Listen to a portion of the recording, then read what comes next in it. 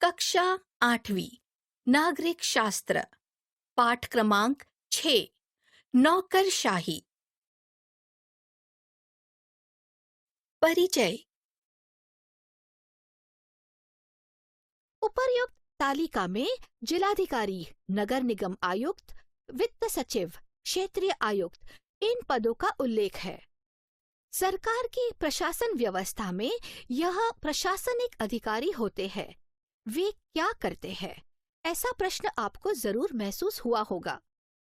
कार्यकारी मंडल की भूमिका को स्पष्ट करने वाले प्रकरण में हमने यह देखा कि प्रधानमंत्री और उनका मंत्रिमंडल नया कानून बनाने का प्रस्ताव तैयार करते हैं और नीति निर्धारण करते हैं। सरकारी नीतियों को प्रत्यक्ष रूप में क्रियान्वित करने वाली और कार्यकारी मंडल के नियंत्रण में काम करने वाली इस प्रशासकीय व्यवस्था को नौकरशाही कहा जाता है। प्रस्तुत पाठ में हम नौकरशाही के महत्व का अध्ययन करेंगे। किसी भी देश की शासन व्यवस्था को मूलतः दो प्रकार के कार्य पूर्ण करने पड़ते हैं। पहला, देश का विदेशी आक्रमणों और आंतरिक सुरक्षा विषयक खतरों से संरक्षण करते हुए नागरिकों की रक्षा करना। दूसरा, नागरिकों को विविध प्रकार की सेवा प्रदान करके उनके दैनिक जीवन को और अधिक सुव्यवस्थित बनाना, जिससे वे अपनी और समाज की प्रगति कर सके। इसमें से प्रथम कार्य के लिए देश की रक्षा व्यवस्था हमेशा सुसज्जित रहती है। ये सेवाएं अंतर्गत सुरक्षा के लिए नागरिक सेवा की मदद करती है। इन्हीं सेवाओं को हम सैन्य सेवा कहते हैं। दूसरे कार्य के लिए प्रशासकीय व्यवस्था तैयार की जाती है, जिसे हम प्रशासनिक सेवा कहते हैं। प्रशासकीय कर्मचारियों की इस व्यवस्था को हम नौकरशाही भी कहते हैं। संसदीय लोकतंत्र में लोगों द्वारा चुने गए प्रतिनिधि और मंत्रियों पर प्रशासकीय उत्तरदायित्व रहता है। विविध विभागों से सरकारी कार्य पूर्ण किए जाते हैं। प्रत्येक विभाग के लिए एक मंत्री होता है, जो उस विभाग का राजनीतिक प्रमुख होता है। जनता का प्रतिनिधि होने के नाते मंत्रियों को अपने विभाग का प्रशासन जनहित को प्रधानता देकर चलाना आवश्यक होता है। मंत्री भले ही अपने विषय में विशेषज्ञ ना हो, पर व्यापक जनहित क्या होता है, इसका ज्ञान होना आवश्यक है। मंत्री के विभाग के सचिव उन्हें उचित परामर्श देते हैं। इन सचिवों की नियुक्ति प्रशासनिक सेवाओं द्वारा की जाती है। संसदीय प्रणाली में जनता की इच्छा और प्रशासनिक अनुभव, इन दोनों में समन्वय रखा जाता है। नौकरशाही का स्वरूप। स्थायी व्यवस्था। इस बड़ी नौकरशाही द्वारा राजस्व जमा करना, पर्यावरण की रक्षा करना, कानून और सुव्यवस्था बनाए रखना, सामाजिक सुरक्षा प्रदान करना जैसे कार्य निरंतर किए जाते हैं। इस कारण इसका स्वरूप स्थायी है।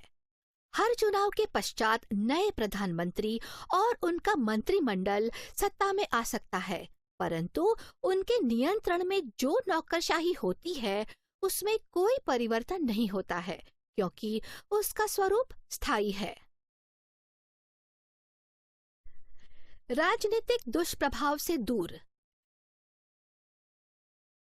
नौकरशाही हमेशा राजनीति से दूर रहती है। इसका अर्थ यह है कि कोई भी राजनीतिक दल सत्ता में हो, नौकरशाही को उस सरकार की नीतियों को पूरी कार्यक्षमता और निष्ठा से अमल में लाना चाहिए। प्रशासनिक कर्मचारी कोई राजनीतिक भूमिका या राजनीतिक मतानुसार काम न करे।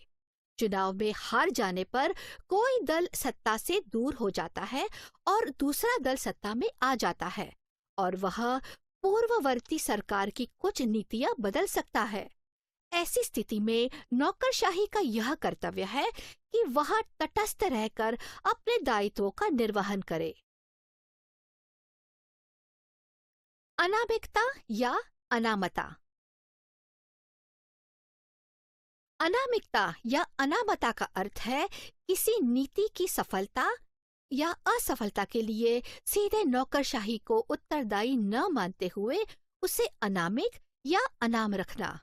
अपने विभाग के प्रशासन को पूरी कार्यक्षमता से चलाने का उत्तरदायित्व मंत्रियों पर होता है। किसी विभाग की अकार्यक्षमता के लिए उस विभाग के मंत्रियों को उत्तरदायी माना जाता है। विभाग की अनियमितता के लिए संसद उस विभाग के मंत्रियों को जिम्मेदार मानती है। इस संदर्भ में मंत्री स्वयं उत्तरदायित्व को स्वीकार करते हैं और नौकरशाही की रक्षा करते हैं। भारत में नौकरशाही का महत्व। भारत में नौकरशाही की संरचना बहुत ही व्यापक और पेचीदा है। स्वातंत्र्योत्तर समय से जो कुछ महत्वपूर्ण बदलाव हुए, उसे व्यवस्था ने प्रभावी रूप से क्रियान्वित किया। आज हमें जो अच्छे सामाजिक परिवर्तन दिखाई दे रहे हैं, जिन नीतियों को क्रियान्वित करके सामान्य नागरिकों तक पहुंचाए गए हैं, इसमें भारतीय नौकरशाही का बड़ा योगदान रहा है। नौकरशाही से राज्य व्यवस्था को स्थिरता प्राप्त होती है। जलापूर्ति, सार्वजनिक स्वच्छता, यातायात, स्वास्थ्य, कृषि सुधार, प्रदूषण पर रोक जैसी कई सेवाएं हमें बिना किसी रुकावट के निरंतर मिलती रहती है, जिससे समाज के दैनिक जीवन को स्थैर्य प्राप्त होता है।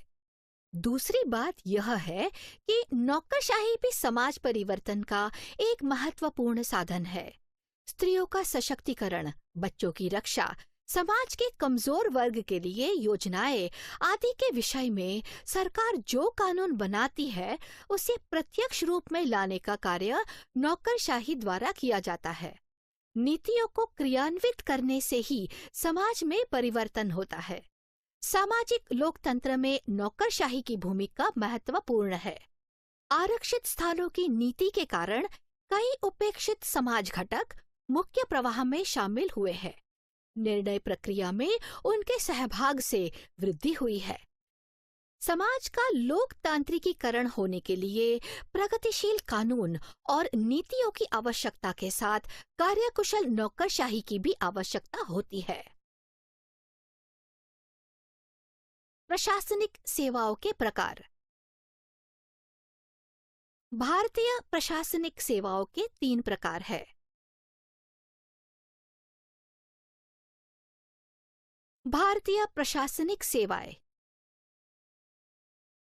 इसमें भारतीय प्रशासनिक सेवा यानी कि IAS, भारतीय पुलिस सेवा यानी कि IPS और भारतीय वन सेवा यानी कि IFS का समावेश होता है। केंद्रीय सेवाएं। ये सेवाएं केंद्र सरकार के अधीन होती है। भारतीय विदेश सेवा यानी कि IFS, भारतीय राजस्व सेवा यानी कि IRS, इन सेवाओं का केंद्रीय सेवाओं में समावेश रहता है। राज्य सेवाएं। ये सेवाएं राज्य सरकार के अधीन होती है। उप जिलाधिकारी, खंड विकास अधिकारी, तहसीलदार आदि प्रशासनिक अधिकारियों का चयन प्रतियोगी परीक्षाओं के माध्यम से किया जाता है। भारतीय संविधान ने प्रशासनिक कर्मचारियों का चयन योग्यता और कार्यकुशलता के आधार पर करने के लिए संघ सेवा आयोग जैसी स्वतंत्र व्यवस्था का निर्माण किया है।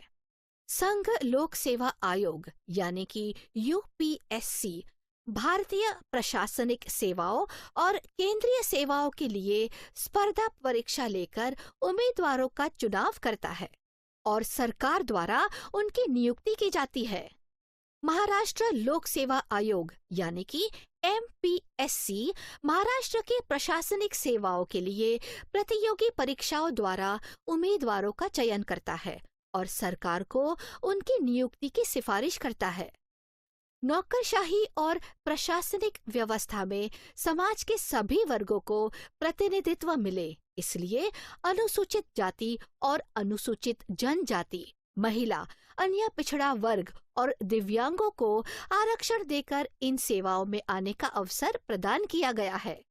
सामाजिक विषमता के कारण समाज के दुर्बल वर्ग प्रशासनिक सेवा से दूर न रहे, इसलिए यह प्रावधान किया गया है। मंत्री और प्रशासनिक कर्मचारी। मंत्री और उनके विभाग के कर्मचारी अथवा सचिव, उप सचिव, इन पदों पर कार्य करने वाले व्यक्तियों के संबंधों पर उन विभागों की कार्यकुशलता अवलंबित रहती है। मंत्री अपने विभागों से संबंधित निर्णय लेते हैं, परंतु ये निर्णय लेने के लिए उन्हें प्रशासनिक अधिकारी सभी प्रकार की जानकारी देते हैं। प्रशासनिक कर्मचारियों का अर्थात नौकरशाही का जानकारी पर पूर्ण नियंत्रण होता है। किसी योजना के लिए कितना वित्तीय प्रावधान किया गया है, इसे प्रशासनिक कर्मचारी ही बता सकते हैं। नीतियों की सफलता असफलता की इन्हें जानकारी होती है, इसलिए मंत्री भी बड़ी मात्रा में प्रशासनिक कर्मचारियों पर निर्भर रहते हैं। अगर मंत्री इन प्रशासनिक कर्मचारियों के साथ संवाद तथा पारस्परिक संबंधों में विश्वास, पारदर्शिता रखते हैं, तो उनके विभागों का प्रशासन पूरी कार्यक्षमता से चल सकता है।